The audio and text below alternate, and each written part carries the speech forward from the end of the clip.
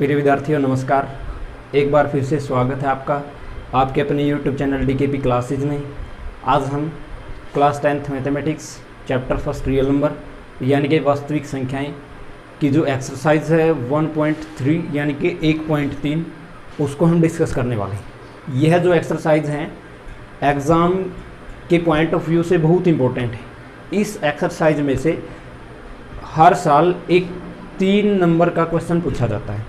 जो 3 नंबर का क्वेश्चन है उसके अंदर क्या है, कोई एक संख्या आपको दी मिलेगी, उसको आपको अप्रिमेय सिद्ध करना है यानी कि इरेशनल नंबर प्रूव करना है। तो ये जो कंप्लीट एक्सरसाइज है ये इरेशनलिटी के ऊपर डिपेंड है यानी कि अप्रिमेय के ऊपर निर्भर है। जो अप्रिमेय है उसके बारे में आप जानते हैं। जो अप्रिमेय संख्याएं वो कौन सी संख्याएं होती है, सबसे पहले हम उन्हीं को डिस्कस करने वाले हैं। तो उससे पहले हम एक प्रमेय पढ़ेंगे, थ्योरम पढ़ेंगे। जो ये थ्योरम है हमारे पास मैथमेटिक्स के अंदर 1.4 थ्योरम है। इस थ्योरम का यानी कि प्रमेय का यूज़ हम जो सम है इसके अंदर उसको सोल्व करने में करेंगे, हल करने में करेंगे। तो इस थ्योरम के अंदर देखिए क्या कहा गया है, लेट P बी ए प्राइम नंबर यानी कि P कोई एक अभाज्य संख्या है। If P divides A square यानी कि जो P है, जो प्राइम नंबर आपने कहा था, वो ए स्क्वायर को डिवाइड कर रहा है। तो जो P है वो ए को भी डिवाइड करेगा। P किसको डिवाइड कर रहा है, ए स्क्वायर को। तो जो P है वो किसको भी डिवाइड करेगा, ए को भी डिवाइड करेगा यानी कि विभाजित करेगा। और जो यहाँ पर आपके पास ए है वो ए एक पूर्णांक है, कोई ना कोई क्या है, एक इंटीजर है। देखियो एक एग्जाम्पल के सहायता से हम इसे समझेंगे। जैसे हमें लेट कर लिए P जो हमारे पास है वो मान लिया हमने 2 है, ठीक है। जो P है वो आपके पास कितना है, 2 है। और जो ए स्क्वायर आप कंसीडर कर सकते हैं, जैसे आपने लेट कर लिया है जो ए स्क्वायर है वो मान लिया हमने 16 है। कितना है, 16 है। अगर देखें तो जो 16 है वो 2 से डिवाइड हो रहा है यानी कि जो 16 है वो 2 से भाग हो रहा है। आप कह सकते हैं जो P है यानी कि जो 2 है आपके पास वो ए स्क्वायर यानी कि 16 यानी कि 16 को क्या कर रहा है, भाग कर रहा है। यानी कि हम 16 को 2 से डिवाइड कर सकते हैं, जो कि हमारे पास कितना मिलेगा, आपको 8 मिलेगा, ठीक है। तो अगर देखिए जो P है वो ए स्क्वायर को डिवाइड कर चुका है यानी कि 2 है वो 16 को भाग कर चुका है। अगर बात करें P डिवाइड्स ए आल्सो यानी कि जो P है वो किसको भी डिवाइड कर रहा है, ए को। जैसे हम जो ए स्क्वायर हो आपके पास कितना है, 16 है, और यहाँ पर आपके पास सिंपल ए है। तो ये है ए स्क्वायर, ये क्या आपके पास ए। तो हमें ये देखना, ये जो 16 है 16 है ये स्क्वायर है, किसका स्क्वायर है। तो जो 16 है वो आप देख सकते हैं वो किसका स्क्वायर होता है, वो 4 का स्क्वायर यानी कि 4 का स्क्वायर आपके पास होता है। तो हम कह सकते हैं जो 16 है वो 4 का स्क्वायर है। तो हम यहाँ पर जो ए की वैल्यू ले सकते हैं वो हमारे पास कितनी होगी, 4 होगी। जो P था आपके पास वो कितना था आपके पास, 2 था। तो अगर हम देखें तो जो 4 है वो 2 से डिवाइड हो रहा है। तो अब हम ये कह सकते हैं जो P है आपके पास वो A को भी क्या कर रहा है, डिवाइड कर रहा है, ठीक है। जैसे ये 4 है, ये कितना आपके पास 2 है, जो ये 2 है ये 4 को डिवाइड कर रहा है। देख सकते हैं 4 को हम अगर 2 से डिवाइड करें, 2 2 जा 4 यानी कि आपके पास कितना आएगा, 2 आएगा, ठीक है।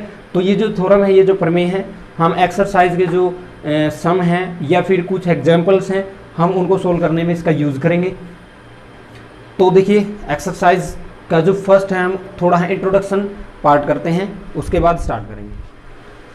तो देखिए स्टूडेंट्स, हम एक्सरसाइज 1.3 स्टार्ट करने से पहले इसके इंट्रोडक्शन के बारे में पढ़ेंगे। जो इसका इंट्रोडक्शन है उसके अंदर हमें क्या पढ़ना है, ये जो एक्सरसाइज है कंप्लीट, ये इरेशनल नंबर के ऊपर डिपेंड है। इरेशनल नंबर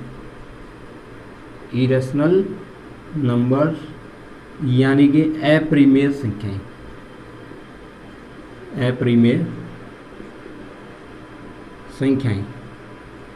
तो जो अप्रिमेय संख्या है यानी कि जो इरेशनल नंबर हैं, ये कौन सी संख्याएं होती हैं, ये वो संख्याएं होती है जिन्हें हम P/Q की फॉर्म में नहीं लिख सकते। वो संख्याएं जिन्हें हम P/Q यानी कि रेशियो के अंदर हम इन्हें नहीं लिख सकते। तो ये वो संख्याएं होती हैं जिन्हें हम रेशियो में नहीं लिख सकते या फिर बोले तो P/Q की फॉर्म में न लिख सकें, ठीक है। तो फिर ये P/Q के रूप में न हो तो ये कौन सी संख्याएं होती हैं? तो ये वो संख्याएं होती हैं जो आपको स्क्वायर रूट के अंदर मिलेंगी, यानी कि वर्गमूल के अंदर, या फिर आप बोले अंडर रूट के अंदर, जैसे √2, √3, √5, √6, √7। इस प्रकार से आपके पास अनगिनत यानी कि इनफाइनाइट इरेशनल नंबर यानी कि अपरिमेय संख्याएं होती हैं। तो अगर आप इसके अंदर देखें, हमने इसके अंदर √2 लिखा है, √3 लिखा है, √4 नहीं लिखा।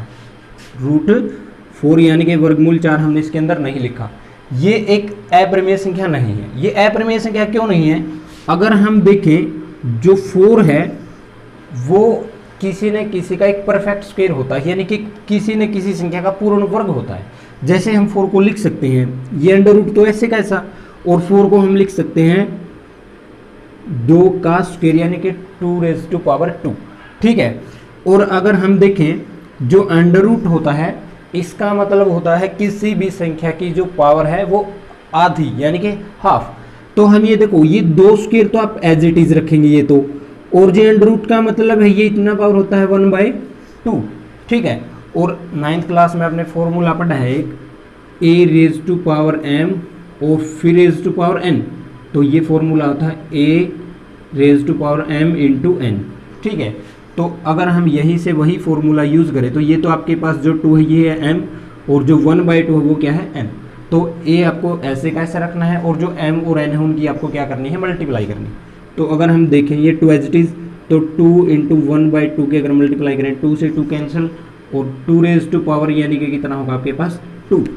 और अगर आप ये 2 देखें, ये 2 आप देखें, तो ये क्या है, एक परिमेय संख्या है। परिमेय संख्या क्यों है, इसके नीचे आप 1 भी लिख सकते हैं। ठीक है।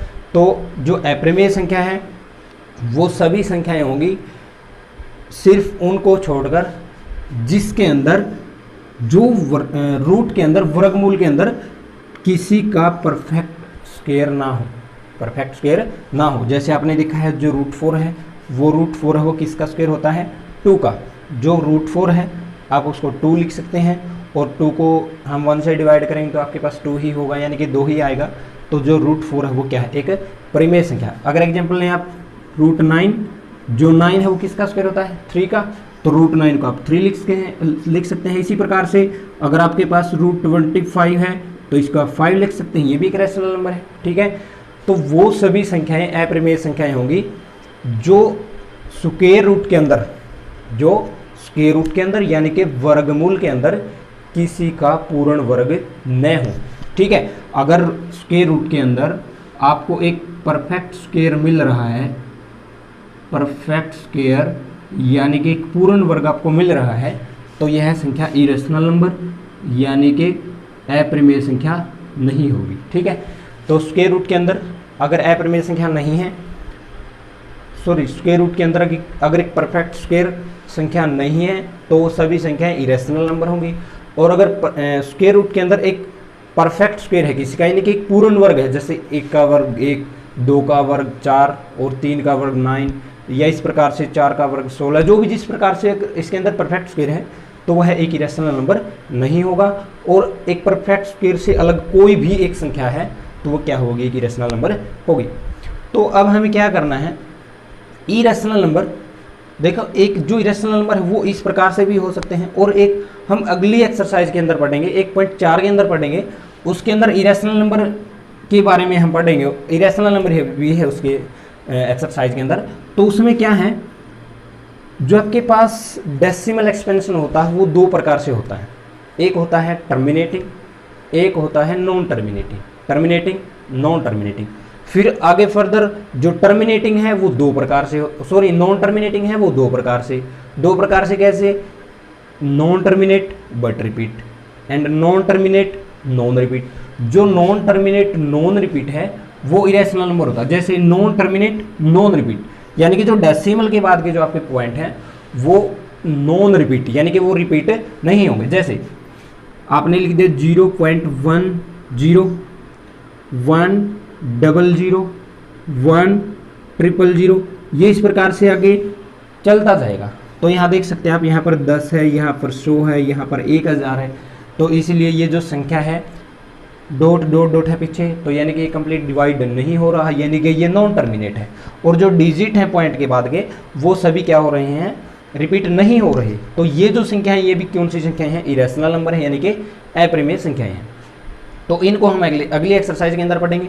तो जो इस एक्सरसाइज के अंदर हम डिस्कस करने वाले हैं वो रूट वाली संख्या को डिस्कस करने वाले हैं। तो ये जो रूट के अंदर सभी संख्याएं हैं, सिर्फ परफेक्ट स्क्वायर को छोड़कर, यानी कि एक पूर्ण वर्ग को छोड़कर, वो सभी कौन सी संख्याएं हैं, अप्रमेय संख्याएं। तो अप्रमेय संख्याएं हैं, हमें ये सिद्ध करनी है, यानी कि प्रूव करनी है। और जो प्रूव करने का हमारे पास जो मेथड है, उस मेथड को हम बोल रहे हैं method of contradiction. Method of contradiction, यानी कि अगर हिंदी में बात करें तो विरोधाभास का नियम। Method of contradiction, method of contradiction, यानी कि विरोधाभास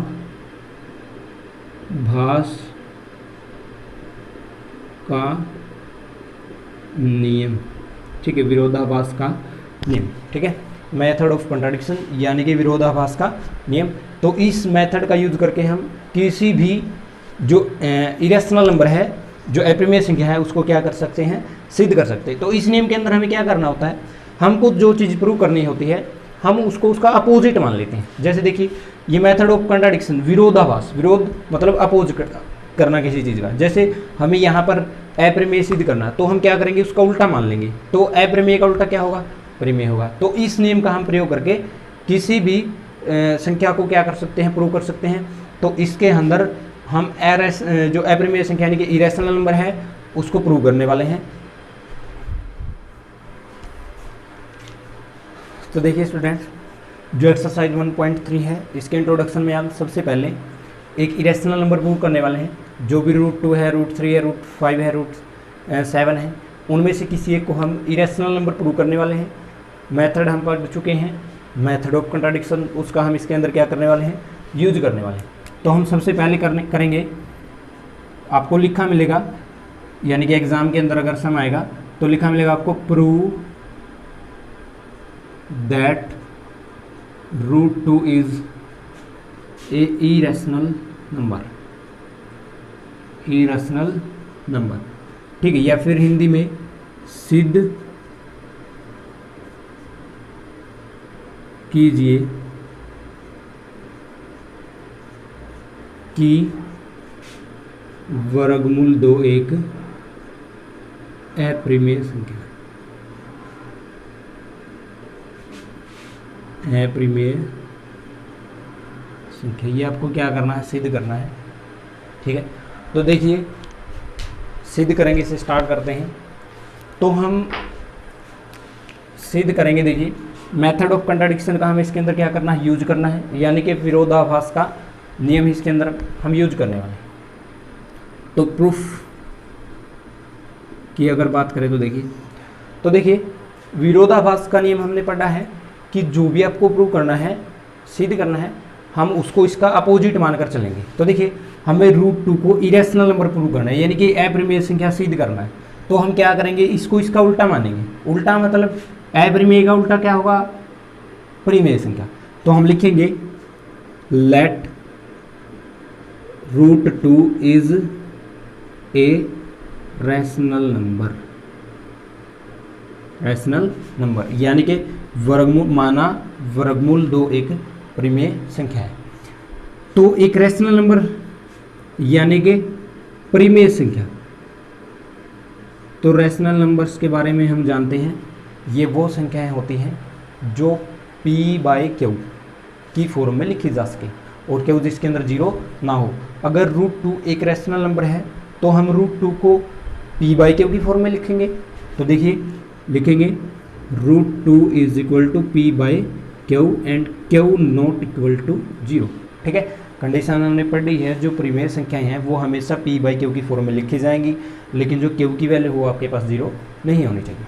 तो जो आपके पास p और q है, दो नए नंबर हैं। तो अब हम p और q के बारे में भी बताएंगे। तो लिखेंगे where p and q are two coprime number, two coprime numbers, ठीक है। तो जो p और q आपके पास वो दो कोप्राइम नंबर हैं, या कोप्राइम इंटीजर्स भी आप इसे लिख सकते हैं। तो हिंदी में क्या लिखेंगे, वे है जहां p और q दो कोप्राइम, कोप्राइम यानी कि सह अभाज्य पूर्णांक हैं, यानी कि सहभाज्य गुणनखंड है। तो सह अभाज्य संख्याएं यानी कि कोप्राइम नंबर, ये कौन से नंबर होते हैं, तो ये वो संख्याएं होती हैं जिनके अंदर एक को छोड़कर कुछ भी कॉमन ना हो। जैसे 2 और 3 की अगर आप बात करें, ये जो दोनों संख्याएं हैं ये सिर्फ और सिर्फ 1 से डिवाइड हो रही है, 2 भी 1 से डिवाइड है और 3 भी 1 से डिवाइड है, और किसी अन्य संख्या से ये दोनों संख्याएं किसी से भी डिवाइड नहीं है। तो इसके लिए इसके अंदर जो कॉमन फैक्टर है वो कितना है, 1 है, यानी कि जो सारा गुणनखंड यानी कि जो उभयनिष्ठ गुणनखंड इनके अंदर वो कितना है, 1 है। तो इसलिए 2 और जो 3 है वो आपके पास कोप्राइम नंबर यानी कि सहभाज्य संख्या है। जैसे आप एक और एग्जाम्पल लें, हमने लिया 10 और लिखिए आपने 5, तो जो 10 है वो किससे डिवाइड है, 5 से, 1 से और 2 से भी डिवाइड है। और जो 5 है वो किससे डिवाइड है, 5 से है और किससे है, 1 से है। तो आप देख सकते हैं इसके अंदर 1 तो कॉमन है ही, और साथ में कितना भी कॉमन इसके पास, 5। तो इन दोनों के अंदर एक को छोड़कर यानी कि एक के अलावा जो 5 भी है वो क्या है, एक कॉमन फैक्टर है। तो इसीलिए ये दोनों कोप्राइम नंबर नहीं हो सकते। तो कोप्राइम नंबर्स यानी कि सह अभाज्य संख्याएं वो संख्याएं होती हैं जिनके अंदर केवल और केवल एक उभयनिष्ठ गुणनखंड हो, यानी कि सिर्फ और सिर्फ एक कॉमन फैक्टर हो, ठीक है। तो और p और जो q आपके पास ये वही नंबर हैं, यानी कि कोप्राइम नंबर है, यानी कि p और q है जो वो सिर्फ और सिर्फ 1 से डिवाइड हो रहे हैं और किसी से डिवाइड नहीं हो रहे हैं। तो देखिए हमने √2 को एक रैशनल नंबर मान लिया है, यानी कि एक परिमेय संख्या आपने इसको मान लिया है। तो जो परिमेय संख्याएं हैं आपको पता है वो रूट के अंदर नहीं होंगी, रूट के अंदर नहीं होंगी। तो सबसे पहले हम क्या करने वाले हैं, देखिए इसको थोड़ा सा सिंप्लीफाई कर ले। सिंप्लीफाई कैसे, जो क्यू आपके पास वो डिवाइड में है उसको यहाँ पर ले आए, मल्टीप्लाई में हो जाएगा।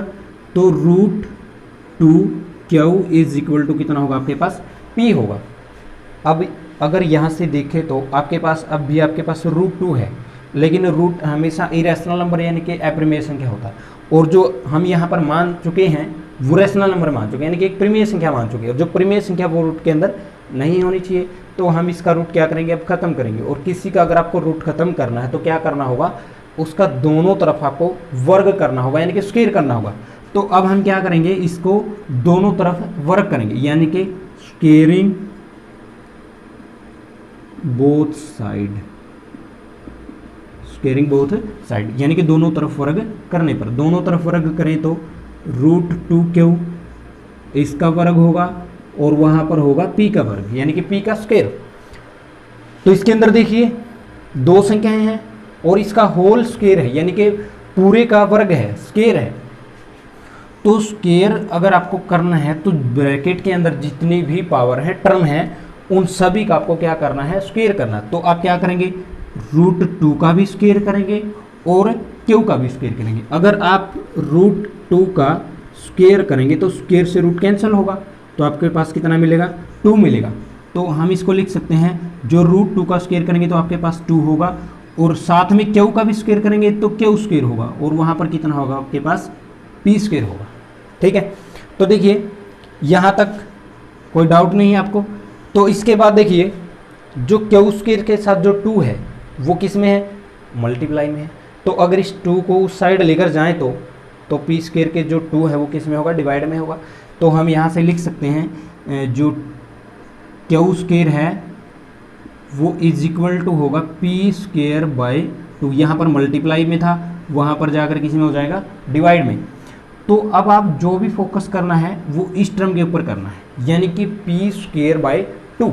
अगर आप देखें लिखा है p स्क्वायर बाय 2, ठीक है। देखिए ये जो 2 है आपके पास नीचे, ये एक प्राइम नंबर है, यानी कि एक अभाज्य संख्या है, और ऊपर आपके पास किसी न किसी टर्म का क्या है, स्क्वायर है। तो स्टार्टिंग में हमने एक थ्योरम पढ़ी थी, प्रमेय पढ़ी थी 1.4, उसके अंदर क्या था, यानी कि आपके पास कोई p एक प्राइम नंबर था और वो a स्क्वायर को डिवाइड कर रहा था, तो अगर a स्क्वायर को डिवाइड कर रहा है तो a को भी डिवाइड करेगा। तो अगर यहाँ से देखें तो जो 2 है एक प्राइम नंबर है, वो किसको डिवाइड कर रहा है, p, यानी कि जो y के अंदर टर्म है, बटे के अंदर जो टर्म है वो स्क्वायर यानी कि डिवाइड कर रहा है वो। तो अब यहाँ से हम लिखेंगे 2 डिवाइड्स p स्क्वायर, इसके नीचे है तो वो p स्क्वायर को ऑब्वियसली डिवाइड करेगा। तो it means 2 divides p also. अगर भाई 2 p स्क्वायर को डिवाइड कर रहा है तो जो 2 है वो p को भी डिवाइड करेगा। जो हमने थ्योरम पढ़ी थी 1.4 वही तो है ये। आप यहाँ पर लिख सकते हो बाय थ्योरम 1.4, ठीक है। p divides 2 divides p square, so 2 divide p also, ठीक है। तो देखिए अगर 2 p को डिवाइड कर रहा है, अगर जो 2 है वो p को क्या कर रहा है, डिवाइड कर रहा है। जैसे आप एग्जांपल लें 16 है आपके पास, उसके नीचे आपने लिख दिया 2। जो 16 को अगर आप 2 से डिवाइड करेंगे तो कितना आएगा आपके पास, 8 आएगा। और एग्जांपल आप लिख सकते हैं, यहाँ पर 4 है, यहाँ पर 2 है, 4 को आप 2 से डिवाइड करेंगे 2 आएगा, ठीक है। इस प्रकार से अगर आप p को 2 से डिवाइड कर रहे हैं तो आपके पास कोई ना कोई संख्या आएंगी। जैसे इस प्रकार से 8 था, यहाँ से कितना था 2 था, तो यहाँ पर आप मान सकते कोई ना कोई r होगा, कोई ना कोई क्या होगा r। अगर आप p को 2 से डिवाइड करेंगे कोई ना कोई नंबर आएगा, तो उसको क्या बोल रहे हैं आप r, और लिखेंगे where r is any integer, ठीक है। जो r आपके पास वो क्या है, कोई इंटीजर है। तो यहाँ से आप थोड़ा सा चेंज कर सकते हैं, जो 2 है यहाँ पर डिवाइड में है, वहाँ पर लेकर जाएंगे तो मल्टीप्लाई में होगा, तो लिख सकते हैं p is equal to 2r। ये जो स्टेटमेंट है ये आपके पास यूज होने वाली है। तो देखिए p बराबर कितना है, 2r। ये जो p बराबर 2r है ये हम इसके अंदर यूज करने वाले हैं, या तो आप इसको इसके अंदर यूज कर सकते हैं या फिर आप इसके अंदर, वो आपकी इच्छा है, या इसके अंदर यूज करें या इसके अंदर। इसके अंदर यूज करेंगे तो आप उसको इक्वेशन नंबर फर्स्ट सेलेक्ट कर लेंगे। अगर आप इसके अंदर यूज करना चाहते हैं तो इसको छोड़कर इसको 1 यूज कर लेंगे, ठीक है। तो इस इक्वेशन के अंदर हम जो p की वैल्यू 2r है वो पुट करेंगे, तो लिखेंगे put the value of p in equation first, put the value of p in equation first. जो 2 के स्क्वायर है वो एज इट इज होगा आपके पास, और p की जगह पर क्या पुट करना आपको, 2r, ठीक है। और साथ में उसका क्या है, स्क्वायर, तो हम इसका स्क्वायर कर देंगे, ठीक है।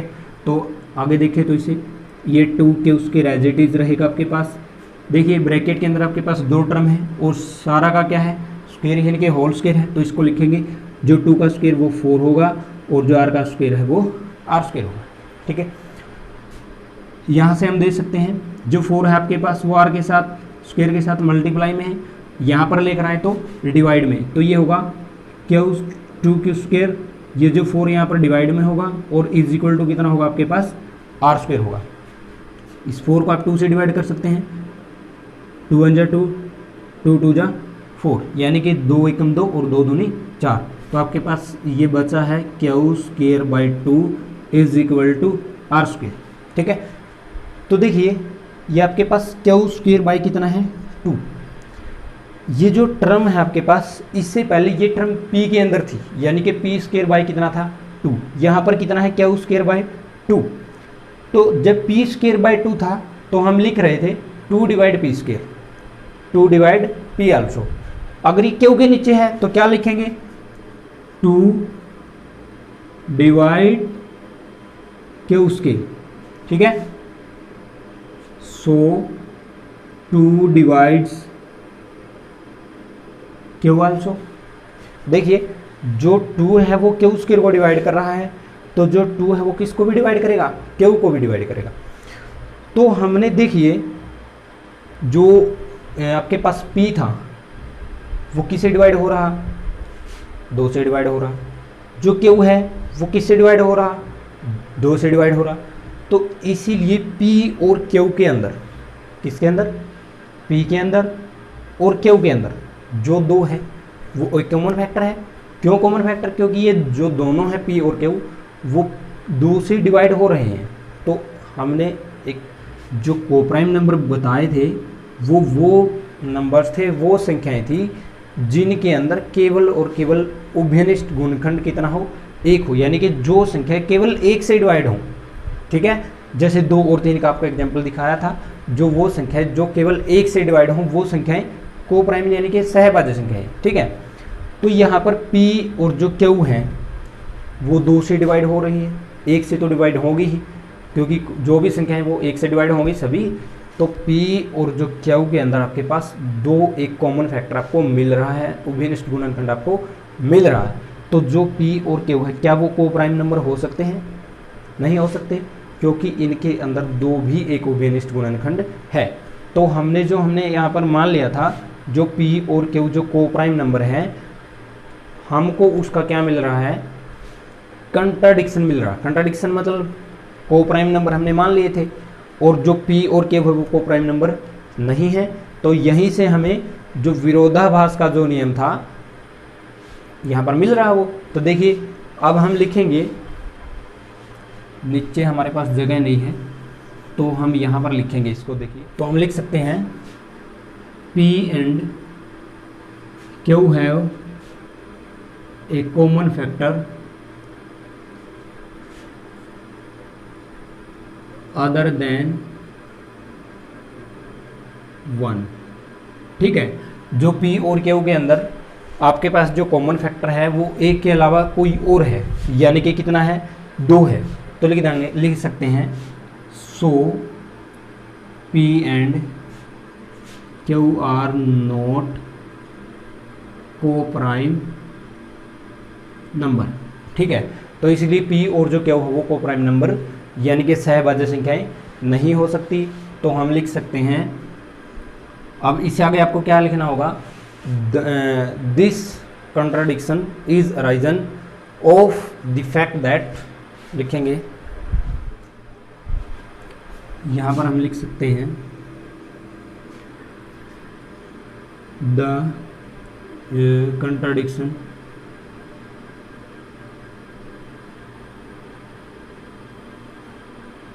is arisen because of incorrect